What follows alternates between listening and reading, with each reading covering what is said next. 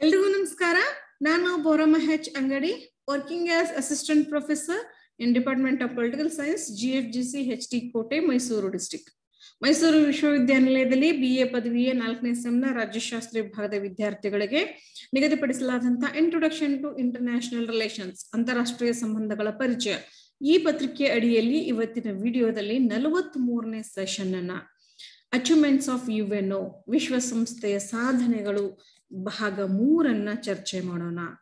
So ಈ ಹಿಂದಿನ 2 ಸೆಷನ್ಗಳಲ್ಲಿ ನಾವು 4 ಸಾಧನೆಗಳನ್ನ, ವಿಶ್ವಸಂಸ್ಥೆಯ ಸಾಧನೆಗಳನ್ನ 4 ಕ್ಷೇತ್ರಗಳನ್ನ ನೋಡಿದ್ವಿ. ಸೊ 5ನೇ ಕ್ಷೇತ್ರದಲ್ಲಿ ಇದರ ಸಾಧನೆಗಳನ್ನ ನಾವು ಮುಂದುವರಿಸೋದಾದ್ರೆ the 5th field is environment, ಪರಿಸರ. ಸೊ ಪರಿಸರ ಕ್ಷೇತ್ರದಲ್ಲಿ ಜಾಗತಿಕವಾಗಿ ಯಾವ ಸಾಧನೆಗಳನ್ನ, ಕೊಡುಗೆಗಳನ್ನ ವಿಶ್ವಸಂಸ್ಥೆ ನೀಡಿದೆ ಅಂತ ನೋಡ್ತಾ ಬರೋದಾದ್ರೆ, first in the matter of climate change, ಹವಾಮಾನ ಬದಲಾವಣೆಗೆ ಸಂಬಂಧಪಟ್ಟ ಹಾಗೆ, ಹವಾಮಾನ ಬದಲಾವಣೆ ಅಂದ್ರೆ it's a global problem that demands a global solution. ಖಂಡಿತ ಇವತ್ತು ಹವಾಮಾನ ಬದಲಾವಣೆ ಅನ್ನೋದು ಜಾಗತಿಕ ಸಮಸ್ಯೆ ಆಗಿದ್ದು ಜಾಗತಿಕ ಪರಿಹಾರವನ್ನೇ ಕೇಳುತ್ತೆ. ಯಾಕೆಂದ್ರೆ ಇದಕ್ಕೆ ಕಾರಣವಾದಂತ ಅಂಶಗಳು ಜಾಗತಿಕ ಮಟ್ಟದಲ್ಲಿ ಇರೋದ್ರಿಂದ ಪರಿಹಾರಗಳನ್ನು ಸಹ ಜಾಗತಿಕ ಮಟ್ಟದಲ್ಲೇ ಕೈಗೊಳ್ಬೇಕಾಗತ್ತೆ. ಸೊ ಅದಕ್ಕೋಸ್ಕರ the inter governmental panel on Climate change ಅಂತ ಹೇಳಿ IPCC, which brings together 2000 leading climate change scientists. So ಇದು ವಿಶ್ವಸಂಸ್ಥೆ ಮಾಡಿದಂತ ಒಂದು ಪ್ರಯತ್ನ ಏನು ಅಂದ್ರೆ, IPCC ಅಂತ ಹೇಳಿ ಒಂದು ವೇದಿಕೆಯನ್ನ ಸ್ಥಾಪನೆ ಮಾಡಿ, ಸೊ ಈ ವೇದಿಕೆ ಅಡಿಯಲ್ಲಿ ಕ್ಲೈಮೇಟ್ ಚೇಂಜ್ ಬಗ್ಗೆ ಅಧ್ಯಯನ ಮಾಡಿದಂತಹ 2000 ವಿಜ್ಞಾನಿಗಳನ್ನ ಒಂದು ಕಡೆಗೆ ಸೇರಿಸಿ ಪ್ರತಿ 5 ಅಥವಾ 6 ವರ್ಷಗಳಿಗೆ ಒಂದು ಸರಿ it evaluates the issues comprehensive scientific assessments ಅಂತ ಕರಿತೀವಿ. ಪ್ರತಿ 5-6 ವರ್ಷಗಳಿಗೆ ಒಂದ್ಸರಿ ಈ ಪರಿಸರಕ್ಕೆ ಸಂಬಂಧಪಟ್ಟಂತಹ ಸಮಗ್ರ ಅಂಶಗಳ ವೈಜ್ಞಾನಿಕ ಮೌಲ್ಯಮಾಪನವನ್ನ ಈ IPCC ಅಡಿಯಲ್ಲಿ ಮಾಡಲಾಗತ್ತೆ. ಇದರಲ್ಲಿ ಸುಮಾರು 2000 ಲೀಡಿಂಗ್ ಕ್ಲೈಮೇಟ್ ಚೇಂಜ್ ಸೈಂಟಿಸ್ಟ್ಗಳು ಭಾಗವಹಿಸ್ತಾರೆ. ಸೊ ಇದರ ಒಂದು ಅಧ್ಯಯನದ ವರದಿಯ ಆಧಾರದ ಮೇಲೆ ಪ್ರತಿಯೊಂದು ರಾಷ್ಟ್ರಗಳು ಕೂಡ ಹವಾಮಾನ ಬದಲಾವಣೆಗೆ ಅವಶ್ಯಕವಾದಂತ ಬದಲಾವಣೆಯ ಅಡಿಯಲ್ಲಿ ತಮ್ಮ ದೇಶದ ಪರಿಸರ ಸಂರಕ್ಷಣೆಗೋಸ್ಕರ ಏನೇನು ಕ್ರಮಗಳನ್ನ ಕೈಗೊಳ್ಬೇಕು ಅವುಗಳನ್ನು ಮಾಡೋದಕ್ಕೆ ಸಾಧ್ಯ ಆಗತ್ತೆ. So this IPCC was established in 1988 under the auspicious of the United Nations Environment Programme, UNEP ಅಂತ ಕರಿತೀವಿ. ಯುನೈಟೆಡ್ ನೇಷನ್ಸ್ ಎನ್ವಿರಾನ್ಮೆಂಟ್ ಪ್ರೋಗ್ರಾಮ್, ವಿಶ್ವಸಂಸ್ಥೆ ಪರಿಸರ ಕಾರ್ಯಕ್ರಮ ಅಂತ ಕರಿತೀವಿ, and the World Meteorological Organization. So ಇವೆರಡು ಸಂಸ್ಥೆಗಳ ಒಂದು ಮಹತ್ತರ ಯೋಜನೆಯಾಗಿ IPCC 1988ರಲ್ಲಿ ಅಸ್ತಿತ್ವಕ್ಕೆ ಬಂತು.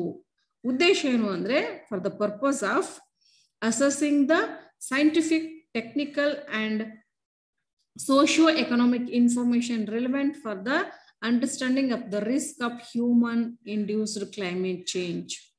ಇದರ ಮುಖ್ಯ ಉದ್ದೇಶ ಏನು ಅಂದ್ರೆ, ಈ ಹವಾಮಾನ ಪ್ರೇರಿತ ಬದಲಾವಣೆ ಏನಿದೆ, ಮಾನವ ಪ್ರೇರಿತ ಹವಾಮಾನ ಬದಲಾವಣೆಯ ಅಪಾಯದ ತಿಳುವಳಿಕೆಯನ್ನ ಮುಟ್ಟಿಸೋದಕ್ಕೆ ಇಡೀ ಜಗತ್ತಿಗೆ. ಮಾನವ ಪ್ರೇರಿತ ಹವಾಮಾನ ಬದಲಾವಣೆ ಖಂಡಿತ. ಸೊ ಹವಾಮಾನ ನೈಸರ್ಗಿಕ ಅಂಶ, ಅದು ನೈಸರ್ಗಿಕವಾಗಿ ತನ್ನಲ್ಲಿ ಬದಲಾವಣೆ ಹೊಂದಿದಾಗ ಮನುಕುಲಕ್ಕೆ ಅಷ್ಟೊಂದು ಹಾನಿಕರವಾಗಿರೋದಿಲ್ಲ. ಆದರೆ ಇತ್ತೀಚೆಗೆ ಹವಾಮಾನ ಬದಲಾವಣೆ ಆಗ್ತಿರೋದು ಮಾನವ ಪ್ರೇರಿತ ಕೃತ್ಯಗಳಿಂದ, ಅಂದ್ರೆ ಕೃತಕ ವಿಧಾನಗಳಿಂದ. ಮಾನವ ತನ್ನ ಆರ್ಥಿಕ ಅಭಿವೃದ್ಧಿ, ವೈಜ್ಞಾನಿಕ ಅಭಿವೃದ್ಧಿ, ತಾಂತ್ರಿಕ ಅಭಿವೃದ್ಧಿಯ ಹೆಸರಿನಲ್ಲಿ ಪರಿಸರಕ್ಕೆ ಸಾಕಷ್ಟು ಕೃತಕ ಬದಲಾವಣೆಗಳನ್ನ, ಮಾನವನ ನಡತೆಯಿಂದ, ಅವನ ಚಟುವಟಿಕೆಗಳಿಂದ ಹವಾಮಾನ ಸಾಕಷ್ಟು ಬದಲಾಗ್ತಾ ಇದೆ. ಸೊ ಅಂತ ಬದಲಾವಣೆಗಳ ಅಪಾಯದ ಮಟ್ಟದ ತಿಳುವಳಿಕೆಯನ್ನ ನೀಡೋದಕ್ಕೆ ಈ IPCC ಕಾರ್ಯವನ್ನ ಮಾಡತ್ತೆ. Okay, then UN Framework Convention on Climate Change, UNFCCC ಅಂತ ಹೇಳಿ, UNFCCC. It provides foundation for UN members to negotiate agreements to reduce emissions that contribute to climate change and help countries adapt to its effects. So 1992ರಲ್ಲಿ ಈ UNFCCಯನ್ನ ಸ್ಥಾಪಿಸಲಾಯಿತು. It is an international environmental treaty adopted and opened for signature at the Earth Summit in Rio de Janeiro. So ನೋಡಿ confuse ಮಾಡ್ಕೊಳ್ಬೇಡಿ.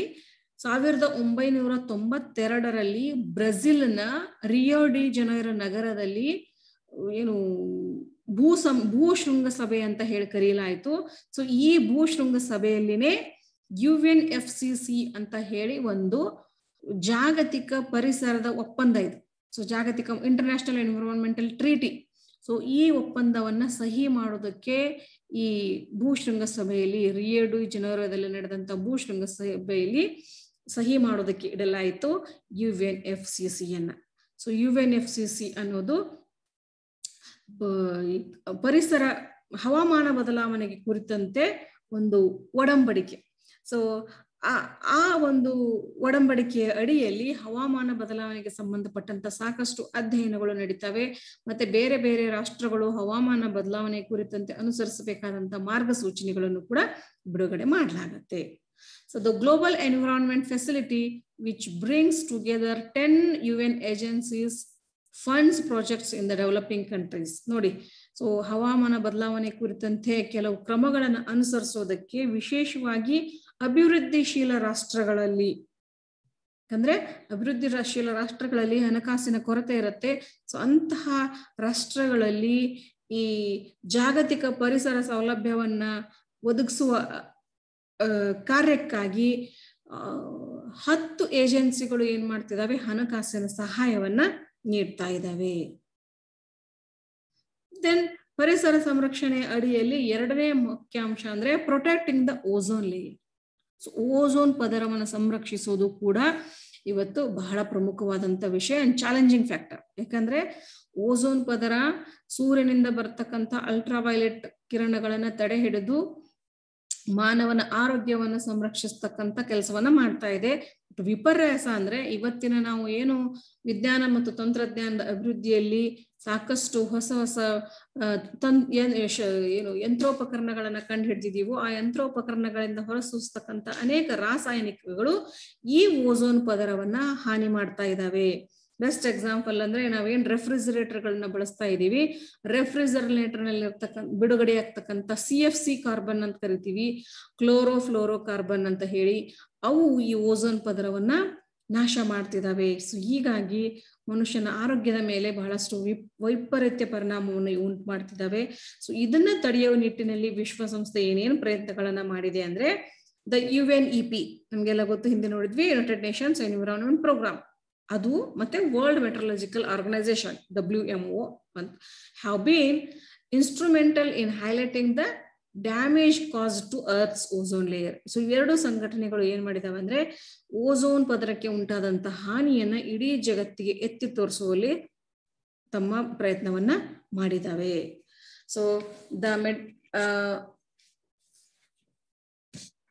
Montreal protocol ಅಂತ ಹೇಳಿ, so Montreal protocol 1987ರಲ್ಲಿ ಜಾರಿಗೆ ಬಂದಂತಹ ಒಂದು ಒಡಂಬಡಿಕೆ ಏನು ಅಂದ್ರೆ it is an international environmental agreement. So ಅದೊಂದು ಅಂತಾರಾಷ್ಟ್ರೀಯ ಪರಿಸರಕ್ಕೆ ಸಂಬಂಧಪಟ್ಟಂತ ಒಪ್ಪಂದ ಆಗಿದ್ದು, with universal ratification to protect the earth's ozone layer by eliminating the use of ozone depleting substances ಅಂತ ಕರಿತೀವಿ, ODSS ಅಂತ ಕರಿತೀವಿ. ಅಂದ್ರೆ ಓಝೋನ್ ಪದರಕ್ಕೆ ಹಾನಿಯನ್ನು ಉಂಟು ಮಾಡತಕ್ಕಂತಹ ಅಂಶಗಳಿಂದ ಓಝೋನ್ ಪದರವನ್ನು ಸಂರಕ್ಷಣೆ ಮಾಡೋದಕ್ಕೆ ಈ ಒಂದು ಪರಿಸರ ಒಪ್ಪಂದಕ್ಕೆ ಇಡೀ ಜಗತ್ತಿನ ರಾಷ್ಟ್ರಗಳು ತಮ್ಮ ಅಂಗೀಕಾರವನ್ನ ನೀಡಿದಾವೆ. ಯೂನಿವರ್ಸಲ್ ರಾಟಿಫಿಕೇಶನ್ ಅಂತ ಕರಿತೀವಿ. ಸೊ ಅಂತಹ ಓಝೋನ್ ಹಾನಿಕಾರಕಗಳಿಗೆ ಉದಾಹರಣೆಯನ್ನ ಕೊಡೋದಾದ್ರೆ CFCs ಅಂತ ನಾನು ಆಗ್ಲೇ ಹೇಳಿದೆ, ಕ್ಲೋರೋಫ್ಲೋರೋ ಕಾರ್ಬನ್ ಅಂತ ರೆಫ್ರಿಜರೇಟರ್ ಇಂದ ಬಿಡುಗಡೆ ಆಗ್ತವೆ. ಹಾಗೆ ಹ್ಯಾಲಾನ್ಸ್. ಸೊ ಈ ತರಹದ ಹಾನಿಕಾರಕಗಳಿಂದ ಓಝೋನ್ ಪದರವನ್ನು ಸಂರಕ್ಷಣೆ ಮಾಡೋದಕ್ಕೆ ಮಾಂಟ್ರಿಯಲ್ ಪ್ರೋಟೋಕಾಲ್ ಅನ್ನುವ ಒಂದು ಪರಿಸರ ಒಪ್ಪಂದವನ್ನ ಇಡೀ ಜಗತ್ತಿನ ರಾಷ್ಟ್ರಗಳು ಅಂಗೀಕಾರ ಮಾಡ್ಕೊಂಡು ಒಪ್ಕೊಂಡಿದ್ದಾವೆ ವಿಶ್ವಸಂಸ್ಥೆಯ ನಾಯಕತ್ವದ ಅಡಿಯಲ್ಲಿ. ದೆನ್ ಕಿಗಾಲಿ ತಿದ್ದುಪಡಿ ಅಂತ ಕರಿತೀವಿ. ಸೊ ಮಾಂಟ್ರಿಯಲ್ ಶಿಷ್ಟಾಚಾರಕ್ಕೆ ಕೆಲವು ಬದಲಾವಣೆಗಳನ್ನ ಈ ಒಂದು ಕಿಗಾಲಿ ತಿದ್ದುಪಡಿಯಲ್ಲಿ ತರಲಾಯಿತು 2016ರಲ್ಲಿ. ಈ ಹಿಂದೆ ಏನು ಮಾಂಟ್ರಿಯಲ್ ಪ್ರೋಟೋಕಾಲ್ ಶಿಷ್ಟಾಚಾರ ಇತ್ತು ಅದಕ್ಕೆ ಕೆಲವು ಅಂಶಗಳನ್ನ ಕಿಗಾಲಿ ಪ್ರದೇಶದಲ್ಲಿ ತಿದ್ದುಪಡಿ ಮಾಡಿದ್ರಿಂದ ಇದನ್ನ ಕಿಗಾಲಿ ತಿದ್ದುಪಡಿ ಅಂತ ಕರಿತೀವಿ.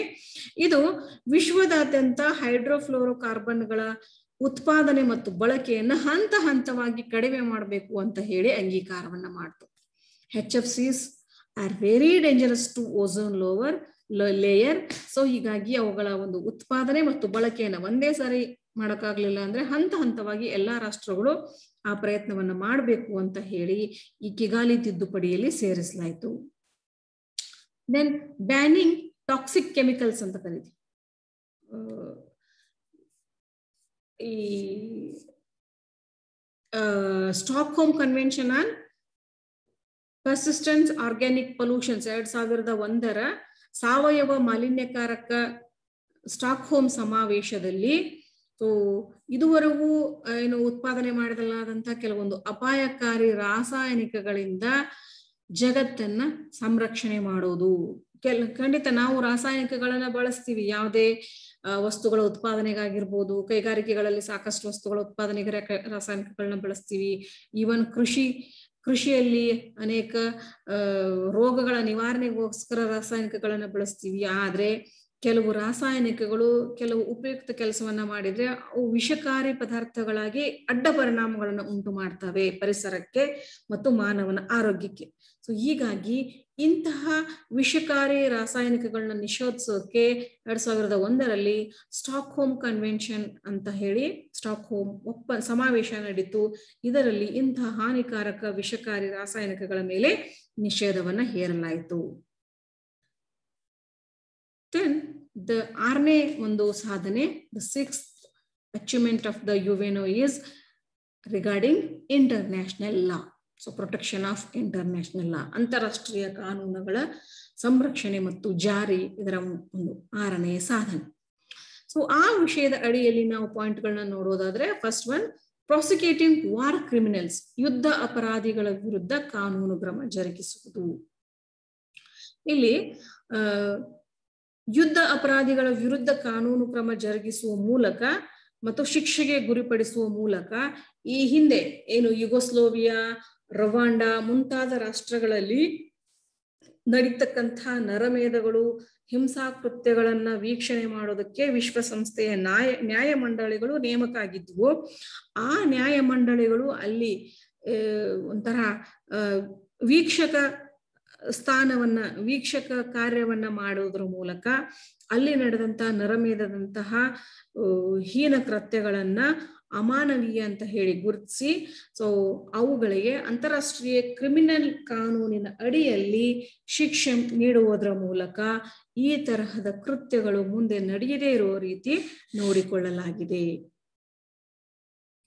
Then the international criminal court, so ಈ ಒಂದು ಕಾರ್ಯವನ್ನ ಮಾಡೋದಕ್ಕೆ ಅಧಿಕೃತವಾಗಿ ಅಂತಾರಾಷ್ಟ್ರೀಯ ಕ್ರಿಮಿನಲ್ ನ್ಯಾಯಾಲಯ ಒಂದು ಸ್ವತಂತ್ರ ಮತ್ತು ಶಾಶ್ವತ ನ್ಯಾಯಾಲಯವಾಗಿ ಕಾರ್ಯವನ್ನ ಮಾಡುತ್ತೆ.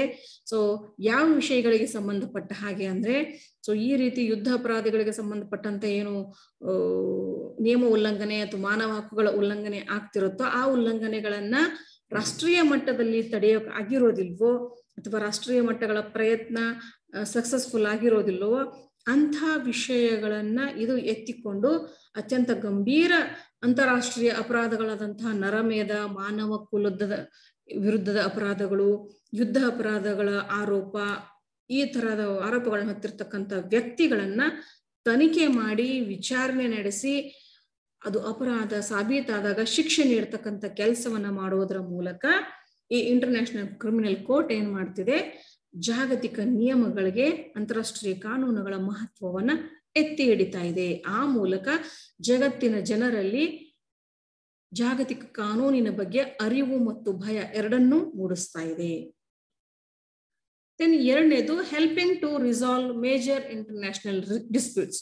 ಸೊ ಪ್ರಮುಖ ಅಂತಾರಾಷ್ಟ್ರೀಯ ವಿವಾದಗಳನ್ನ ಪರಿಹರಿಸಿಕೊಳ್ಳೋಕೆ ಸಹಾಯವನ್ನ ಮಾಡತ್ತೆ ವಿಶ್ವಸಂಸ್ಥೆ. ಯಾವ ರೀತಿ ಅಂದ್ರೆ, by delivering judgments and advisory opinions, the International Court of Justice has helped to settle international disputes involving territorial questions, maritime boundaries, diplomatic relations, state responsibility, the treatment of aliens, and the use of force, among others. Okay, so ಇಡೀ ಜಗತ್ತಿನ ರಾಷ್ಟ್ರಗಳು ತಮ್ಮ ತಮ್ಮ ನಡುವಿನ ಏನು ಪ್ರಾದೇಶಿಕ issues ಅಂತ ಕರಿತೀವಿ, ಪ್ರಾದೇಶಿಕ ಸಮಸ್ಯೆಗಳಾಗಿರ್ಬೋದು, ಅಂದ್ರೆ ಗಡಿ ಸಮಸ್ಯೆಗಳಾಗಿರ್ಬೋದು, ಕಡಲ ಗಡಿ ಸಮಸ್ಯೆಗಳಾಗಿರ್ಬೋದು, ರಾಜತಾಂತ್ರಿಕ ಸಂಬಂಧಗಳಿಗೆ ಸಂಬಂಧಪಟ್ಟ ಹಾಗೆ, ರಾಜ್ಯಗಳ ಜವಾಬ್ದಾರಿಗಳ ಸಂಬಂಧಪಟ್ಟ ಹಾಗೆ, ಮತ್ತು ಅನ್ಯ ದೇಶೀಯ ವಾಸಿಗಳ ಒಂದು ಚಿಕಿತ್ಸೆ. ಯಾಕೆಂದ್ರೆ ಒಂದು ದೇಶದ ಚಿಕಿತ್ಸಾ ವಿಧಾನಗಳು ಬೇರೆ ಆಗಿರ್ತವೆ, ಬೇರೆ ರಾಷ್ಟ್ರದ ಪ್ರಜೆಗಳಿಗೆ ಆ ಚಿಕಿತ್ಸಾ ವಿಧಾನವನ್ನ ಬದಲಿಸ್ತಕ್ಕಂತಹ ಒಂದು ವ್ಯವಸ್ಥೆ ಮತ್ತು ಬಲ ಪ್ರಯೋಗ, ಈ ರೀತಿ ಎಲ್ಲಾ ಸಮಸ್ಯೆಗಳಿಗೆ ಸಂಬಂಧಪಟ್ಟಂತ ವಿವಾದಗಳನ್ನ ಬಗೆಹರಿಸುವ ಕೆಲಸವನ್ನ ಈ ಇಂಟರ್ನ್ಯಾಷನಲ್ ಕೋರ್ಟ್ ಆಫ್ ಜಸ್ಟಿಸ್, ಅಂತಾರಾಷ್ಟ್ರೀಯ ನ್ಯಾಯಾಲಯ ತನ್ನ ಒಂದು ಜಡ್ಜ್ಮೆಂಟ್ಗಳ ಮೂಲಕ ಮತ್ತು ಅಡ್ವೈಸರಿ ಕಾರ್ಯದ ಮೂಲಕ ಮಾಡತ್ತೆ. Stability and order in the world's ocean, ವಿಶ್ವದ ಸಾಗರಗಳಲ್ಲಿ ಸ್ಥಿರತೆ ಮತ್ತು ಸುವ್ಯವಸ್ಥೆ. ಖಂಡಿತ ನಮ್ಮ ಏನು ನಾವು ಭೂಮಿಯ ಮೇಲೆ ಭೂಭಾಗಕ್ಕಿಂತ ಜಲಭಾಗನೇ ಹೆಚ್ಚು ಆವರಿಸಿದ್ದು ನಮ್ಗೆಲ್ಲ ಗೊತ್ತು. ಅಂತಹ ಜಲವನ್ನ ಸಮುದ್ರ ಅಂತ ಏನ್ ಕರಿತೀವಿ, ಓಷಿಯನ್ ಅಂತ ಏನ್ ಕರಿತೀವಿ, ಸಾಗರಗಳು ಕೂಡ ಕಾನೂನಿನ ಸುರಕ್ಷಿತ ತಾಣಗಳಾಗಿ ಇರಬೇಕು. ಇಲ್ಲದೆ ಹೋದ್ರೆ ಆ ಸಾಗರಗಳಲ್ಲಿ ಕೂಡ ಸಾಕಷ್ಟು ಅಕ್ರಮ ಚಟುವಟಿಕೆಗಳು, ಕಾನೂನು ಬಾಹಿರ ಚಟುವಟಿಕೆಗಳು ನಡೀತಕ್ಕಂತಹ ಸನ್ನಿವೇಶ ಇರುತ್ತೆ. ಸೊ ಹೀಗಾಗಿ ಸಮುದ್ರದ ಸಾಗರದ ಭಾಗಗಳಲ್ಲೂ ಕೂಡ ಕಾನೂನಿನ ಒಡಂಬಡಿಕೆಯ ಮೂಲಕ ಅಲ್ಲಿ ಸಾಗರಗಳ ಮತ್ತು ಸಮುದ್ರದಲ್ಲಿ ನಡೀತಕ್ಕಂಥ ಎಲ್ಲಾ ಚಟುವಟಿಕೆಗಳಿಗೂ ಕೂಡ ಒಂದು ಕಾನೂನುಬದ್ಧ ಚೌಕಟ್ಟನ್ನ ಒದಗಿಸುವ ಪ್ರಯತ್ನವನ್ನ ವಿಶ್ವಸಂಸ್ಥೆ ಮಾಡ್ತಾ ಇದೆ. ಕಾನೂನಿನ ಚಟುವಟಿಕೆಗಳು ಅಂದ್ರೆ ಕೇವಲ ಭೂಮಿಯ ಮೇಲೆ ಅಷ್ಟೇ ಅಲ್ಲ, ಈವನ್ ಸಮುದ್ರ ಮತ್ತು ಸಾಗರಗಳ ಮೇಲೂ ಸಹ ನಡೀತಕ್ಕಂಥ ಚಟುವಟಿಕೆಗಳು ಕಾನೂನುಬದ್ಧವಾಗಿಯೇ ಇರಬೇಕು. ಯಾಕಂದ್ರೆ ಅಂತಾರಾಷ್ಟ್ರೀಯ ವ್ಯಾಪಾರಗಳಲ್ಲಿ ಸಾಗರಗಳು ಬಹಳ ಪ್ರಮುಖ ಪಾತ್ರವನ್ನ ವಹಿಸ್ತವೆ. ಇವತ್ತು ರಾಷ್ಟ್ರಗಳ ಮಧ್ಯೆ ಸರಕು ಮತ್ತು ಸೇವೆಗಳ ಸಾಗಾಟಕ್ಕೆ ಇವತ್ತು ನಾವು ಸಮುದ್ರವನ್ನ ಬಹಳಷ್ಟು ಬಳಸ್ತಾ ಇದ್ದೀವಿ. ಜೊತೆಗೆ ನೈಸರ್ಗಿಕ ಸಂಪನ್ಮೂಲಗಳ, ಪೆಟ್ರೋಲಿಯಂ ಉತ್ಪನ್ನಗಳಂತ ನೈಸರ್ಗಿಕ ಸಂಪನ್ಮೂಲಗಳ ಉತ್ಪಾದನಾ ತಾಣಗಳಾಗಿದೆ ಇವತ್ತು ಸಾಗರಗಳು. ಹೀಗಾಗಿ ಆ ಸಾಗರಗಳ ಮಾಲೀಕತ್ವ, ಗಡಿ ಯಾವ ದೇಶಕ್ಕೆ ಸೇರ್ಬೇಕು, ಅಲ್ಲಿ ಯಾವ ರೀತಿ ಕಾನೂನಿನ ಚಟುವಟಿಕೆಗಳು ನಡೀಬೇಕು, ಅಲ್ಲಿ ಸಾಗರ ಮಾರ್ಗದ ಮೂಲಕ ನಡೀತಕ್ಕಂತಹ ಏನು ವ್ಯಾಪಾರ ಚಟುವಟಿಕೆಗಳು, ಸರಕು ಮತ್ತು ಸೇವೆಗಳ ಸಾಗಾಟಕ್ಕೆ ಯಾವ ರೀತಿ ಕಾನೂನಿನ ಕ್ರಮಗಳನ್ನು ಅನುಸರಿಸಬೇಕು, ಪ್ರತಿಯೊಂದು ಕಾರ್ಯವನ್ನ ವಿಶ್ವಸಂಸ್ಥೆ ರೂಪಿಸುತ್ತೆ ಮತ್ತು ಅವುಗಳನ್ನು ಜಾರಿಗೆ ತರುತ್ತೆ. ದೆನ್ ಕಾಂಬ್ಯಾಕ್ಟಿಂಗ್ ಇಂಟರ್ನ್ಯಾಷನಲ್ ಕ್ರೈಮ್, ಸೊ ಅಂತಾರಾಷ್ಟ್ರೀಯ ಅಪರಾಧದ ವಿರುದ್ಧ ಹೋರಾಡೋದು, ವಿಶೇಷವಾಗಿ the UN office on drugs and crimes, so UNODC ಅಂತ ಕರಿತೀವಿ. ಸೊ ಇದು ಏನ್ ಮಾಡುತ್ತೆ ಅಂದ್ರೆ it played A key role in brokering and implementing relevant international treaties such as UN Convention Against Corruption in 2005 and the UN Convention Against Translation Organized Crime 2003. ಭ್ರಷ್ಟಾಚಾರ ವಿರುದ್ಧದ ವಿಶ್ವಸಂಸ್ಥೆ ಒಡಂಬಡಿಕೆ ಮತ್ತು ದೇಶಾಂತರ ಸಂಘಟಿತ ಅಪರಾಧ ಅಂತ ಕರಿತೀವಿ. ಸೊ ಅಂದ್ರೆ ಒಂದು ರಾಷ್ಟ್ರದ ವ್ಯಕ್ತಿಗಳು ಹೋಗಿ ಮತ್ತೊಂದು ರಾಷ್ಟ್ರದಲ್ಲಿ ಅಪರಾಧವನ್ನ ಮಾಡ್ತಕ್ಕಂತಹ ಒಂದು ಘಟನೆ. ಸೊ ಆ ತರಹದ ದೇಶಾಂತರ ಸಂಘಟಿತ ಅಪರಾಧ ಕಾಯ್ದೆ 2003. ಸೊ ಈ ತರಹದ ಒಂದು ಒಪ್ಪಂದಗಳ ಮೂಲಕ ವಿಶ್ವಸಂಸ್ಥೆ ಒಡಂಬಡಿಕೆಗಳನ್ನ ಮಾಡಿ ಸಂಬಂಧಪಟ್ಟಂತ ಅಂತಾರಾಷ್ಟ್ರೀಯ ಒಪ್ಪಂದಗಳಿಗೆ ಮಧ್ಯಸ್ಥಿಕೆ ವಹಿಸಿ ಮತ್ತು ಅವುಗಳನ್ನು ಅನುಷ್ಠಾನಗೊಳಿಸುವಲ್ಲಿ ಪ್ರಮುಖ ಪಾತ್ರವನ್ನ ಮಾಡ್ತಾ ಇದೆ. ಸೊ ಆ ಮೂಲಕ ರಾಷ್ಟ್ರಗಳ ನಡುವೆ ಅಪರಾಧಿಗಳ ವಿನಿಮಯ, ಅಪರಾಧಗಳ ಒಂದು ಪಲಾಯನ, ಅಪರಾಧಿಗಳ ತಪ್ಪಿಸಿಕೊಳ್ಳುವಿಕೆ ಅಥವಾ ಭ್ರಷ್ಟಾಚಾರದ ಒಂದು ಆಗು ಹೋಗುಗಳು ಆಗದೆ ಇರುವುದಕ್ಕೆ ತಡೆಯನ್ನ ನೀಡ್ತಾ ಇದೆ. ಅಂತಾರಾಷ್ಟ್ರೀಯ ಅಪರಾಧದ ವಿರುದ್ಧ ಹೋರಾಡೋದು, ಅದೇ ಭಾಗವನ್ನ, ಅದೇ ಪಾಯಿಂಟ್ ಅನ್ನ ನಾವು ಮುಂದುವರಿಸೋದಾದ್ರೆ, it works to reduce the supply of and demand for illicit drugs under the 3 main UN conventions on drug control. ಮುಖ್ಯವಾಗಿ ರಾಷ್ಟ್ರಗಳ ನಡುವೆ ಕಾನೂನು ಬಾಹಿರವಾಗಿ ನಡೀತಕ್ಕಂಥದ್ದು ಅಂದ್ರೆ ಮಾದಕ ದ್ರವ್ಯಗಳ ಒಂದು ಸಾಗಾಟ. ಅಂದ್ರೆ ಮಾದಕ ದ್ರವ್ಯಗಳಿಗೆ ಕಾನೂನುಬದ್ಧ ಅನುಮತಿ ಇಲ್ಲ ಮಾರಾಟ ಮಾಡೋದಕ್ಕೆ. ವಿಪರ್ಯಾಸ ಅಂದ್ರೆ ಅಂತಹ ಹಾನಿಕಾರಕ ದ್ರವ್ಯಗಳನ್ನ ಲಾಭದ ಉದ್ದೇಶಕ್ಕೆ ಬೃಹತ್ ಪ್ರಮಾಣದಲ್ಲಿ ಮಾರಾಟ ಮಾಡ್ತಕ್ಕಂಥ ಪ್ರಯತ್ನಗಳು ರಾಷ್ಟ್ರಗಳ ಮಧ್ಯೆ ನಡೀತಿರ್ತವೆ. ಇಂಥವನ್ನ ತಡೆಯೋದಕ್ಕೆ ವಿಶ್ವಸಂಸ್ಥೆ 3 ಪ್ರಮುಖ ಒಡಂಬಡಿಕೆಗಳನ್ನ ಮಾಡಿಕೊಂಡಿದೆ. ಅಂಥದ್ದು ಯಾವುದು ಅಂದ್ರೆ 1961 ಮಾದಕ ದ್ರವ್ಯಗಳ ಮೇಲಿನ ಏಕ ಒಡಂಬಡಿಕೆ. ಸೊ ಇದನ್ನ ಮುಂದೆ 1972 ತಿದ್ದುಪಡಿ ಮಾಡಲಾಯಿತು. Then the convention on psychotropic substances 1971 ಅಂತ ಕರಿತೀವಿ. 1971 ಮನೋವೈಜ್ಞಾನಿಕ ವಸ್ತುಗಳ ಒಡಂಬಡಿಕೆ. Then United Nations convention against illicit traffic in narcotic drugs and psychotropic substances 1988. 1998 narcotic drug ಮತ್ತು ಸೈಕೋಟ್ರಾಫಿಕ್ ವಸ್ತುಗಳ ಅಕ್ರಮ ಸಂಚಾರದ ವಿರುದ್ಧ ವಿಶ್ವಸಂಸ್ಥೆಯ ಒಡಂಬಡಿಕೆ ಅಂತ ಈ 3 ಒಡಂಬಡಿಕೆಗಳ ಮೂಲಕ ಈ ಮಾದಕ ವಸ್ತುಗಳ ಸಾಗಾಟ, ಮಾರಾಟ ಮತ್ತು ಬಳಕೆಯ ವಿರುದ್ಧ ಸಂಪೂರ್ಣ ನಿಷೇಧವನ್ನ ಹೇರಿದೆ. Then encouraging creativity and innovation, ಸೃಜನಶೀಲತೆ ಮತ್ತು ನಾವೀನ್ಯತೆಗೆ ಪ್ರೋತ್ಸಾಹಕ್ಕೆ ಸಂಬಂಧಪಟ್ಟ ಹಾಗೆ ಇರತಕ್ಕಂತಹ ಅಂತಾರಾಷ್ಟ್ರೀಯ ಕಾನೂನುಗಳನ್ನ ಜಾರಿಗೆ ತರೋದು. The world intellectual property organisation ವಿಪೋ ಅನ್ನೋದು ಬಹಳ ಮುಖ್ಯವಾಗಿದೆ. ಇದು ಕೆಲಸವನ್ನ ಮಾಡುತ್ತೆ ವಿಶ್ವ ಬೌದ್ಧಿಕ ಆಸ್ತಿ ಸಂರಕ್ಷಣೆ ವಿಷಯದಲ್ಲಿ. ಇಂಟೆಲೆಕ್ಚುಯಲ್ ಪ್ರಾಪರ್ಟಿ ಅಂತ ಕರಿತೀವಿ. ಉದಾಹರಣೆಗೆ ಈಗ ಸಾಕಷ್ಟು ರಾಷ್ಟ್ರಗಳು ಕೋವಿಡ್ಗೆ ತಮ್ಮದೇ ಆದಂತಹ ವ್ಯಾಕ್ಸಿನ್ ಅನ್ನ ಕಂಡುಕೊಂಡಿದ್ದಾವೆ. ಈಗ ಭಾರತದಲ್ಲಿ ಕೋವಿಶೀಲ್ಡ್ ಮತ್ತು ಕೋವ್ಯಾಕ್ಸಿನ್ ಅಂತ 2 ವ್ಯಾಕ್ಸಿನ್ಗಳನ್ನ ಕಂಡುಹಿಡಿಯಲಾಗಿದೆ, ಲಸಿಕೆಗಳನ್ನ ತಯಾರಿಸಲಾಗಿದೆ. ಸೊ ಯಾವುದೇ ತರಹ ಈ ರೀತಿ ಒಂದು ಹೊಸ ಉತ್ಪಾದನೆಯನ್ನ ಮಾಡಿದಾಗ ಆ ಉತ್ಪಾದಕರು ತಮ್ಮ ಉತ್ಪಾದನೆಯ ಮೇಲೆ ತಮ್ಮದೇ ಆದಂತಹ ಬೌದ್ಧಿಕ ಆಸ್ತಿಯ ಹಕ್ಕನ್ನ ಹೊಂದಿರ್ತಾರೆ. ಇಲ್ಲದೆ ಹೋದ್ರೆ ಆ ಉತ್ಪಾದಕರಿಗೆ ಏನ್ ಸಿಗೋದಿಲ್ಲ, ಅದರ ಒಂದು ಕೀರ್ತಿ ಸಿಗೋದಿಲ್ಲ. ಇನ್ನೊಂದು ಅದನ್ನ ಬೇರೆ ರೀತಿ ದುರುಪಯೋಗ ಬೇರೆಯವರು ಮಾಡ್ಕೊಳ್ಬಾರ್ದು ತಿರುಚಿ ಅಂತ ಹೇಳಿ ಅದನ್ನು ಯಾರು ಅದನ್ನ ಕಂಡು ಹಿಡಿದಿರ್ತಾರೋ ಅದು ಅವರ ಬೌದ್ಧಿಕ ಆಸ್ತಿ ಹಕ್ಕು ಅಂತ ಹೇಳಿ ಈ ಇಂಟೆಲೆಕ್ಚುಯಲ್ ಪ್ರಾಪರ್ಟಿ ಆರ್ಗನೈಸೇಷನ್ ಏನ್ ಮಾಡತ್ತೆ, ವಿಪೋ ಅನ್ನೋ ಸಂಸ್ಥೆ ಪ್ರತಿಯೊಬ್ಬ ಅದು ವಿಜ್ಞಾನಿ ವ್ಯಕ್ತಿ ಆಗಿರ್ಬೋದು, ಒಂದು ಗುಂಪಾಗಿರ್ಬೋದು, ಒಂದು ದೇಶ ಆಗಿರ್ಬೋದು, ಸೊ ಅನೇಕ ವಿಷಯಗಳಿಗೆ ಸಂಬಂಧಪಟ್ಟ ಹಾಗೆ ಈ ಇಂಟೆಲೆಕ್ಚುಯಲ್ ಪ್ರಾಪರ್ಟಿ ರೈಟ್ಸ್ ಅನ್ನ ನೀಡುತ್ತೆ. ಬೌದ್ಧಿಕ ಆಸ್ತಿಯ ಹಕ್ಕುಗಳನ್ನ ಪರಿಣಾಮಕಾರಿಯಾಗಿ ಜಾರಿ ತರುವಲ್ಲಿ ಕೆಲಸವನ್ನ ಮಾಡತ್ತೆ. ಸೊ ಆ ಮೂಲಕ ಕ್ರಿಯೇಟಿವ್ ಆಗಿ ಹೊಸ ಹೊಸ ಅನ್ವೇಷಣೆಗಳನ್ನ, ಇನೋವೇಷನ್ಗಳನ್ನ ಮಾಡ್ತಕ್ಕಂಥ ವ್ಯಕ್ತಿಗಳಿಗೆ, ಸಂಸ್ಥೆಗಳಿಗೆ ಪ್ರೋತ್ಸಾಹವನ್ನ ನೀಡುತ್ತೆ ಈ ರೈಟ್ ಅನ್ನ ನೀಡುವುದರ ಮೂಲಕ. ಸೊ ಇಲ್ಲದೆ ಹೋದ್ರೆ ಹೊಸ ಆವಿಷ್ಕಾರಗಳನ್ನ ಮಾಡಿದವರಿಗೆ ಆ ಒಂದು ಆವಿಷ್ಕಾರವನ್ನ ಬೇರೆಯವರು ತಮ್ಮ ಹೆಸರಿನಲ್ಲಿ ಏನಾದ್ರೂ ಅದನ್ನ ಬಳಸ್ಕೊಳ್ಳೋಕೆ ಶುರು ಮಾಡಿದ್ರೆ ಅದರ ಮೂಲ ಆವಿಷ್ಕಾರಿಗಳಿಗೆ ಏನಾಗತ್ತೆ, ಎಲ್ಲ ಒಂದ್ ಕಡೆ ಹರ್ಟ್ ಆಗತ್ತೆ. ಸೊ ಆ ತರದ ತೊಂದರೆ ಆಗದೇ ಈ ರೀತಿ ಕಡ್ಡಾಯವಾಗಿ ಈ ಇಂಟೆಲೆಕ್ಚುಯಲ್ ಪ್ರಾಪರ್ಟಿ ರೈಟ್ ಗಳನ್ನ ಒದಗಿಸ್ತಕ್ಕಂಥ ಕೆಲಸವನ್ನ ಈ ಅಂತಾರಾಷ್ಟ್ರೀಯ ಕಾನೂನಿನ ಅಡಿಯಲ್ಲಿ, ಪರಿಪಾಲನೆ ಅಡಿಯಲ್ಲಿ ವಿಶ್ವಸಂಸ್ಥೆ ಒದಗಿಸಿಕೊಡ್ತಾ ಇದೆ. ಓಕೆ, ಸೊ ಇಷ್ಟು ಅಂಶಗಳನ್ನ ನಾವು ನೋಡಿದ್ವಿ. ಇನ್ನೂ ಒಂದು ಭಾಗದಲ್ಲಿ ನಾವು ವಿಶ್ವಸಂಸ್ಥೆಯ ಸಾಧನೆಗಳನ್ನ ಮುಂದಿನ ಭಾಗದಲ್ಲಿ ಚರ್ಚಿಸೋರಿದ್ದೀವಿ. ಸೊ ಪ್ರಸ್ತುತ ವಿಷಯಕ್ಕೆ ಸಂಬಂಧಪಟ್ಟ ಹಾಗೆ you can refer these books. Thank you so much for your patient listening.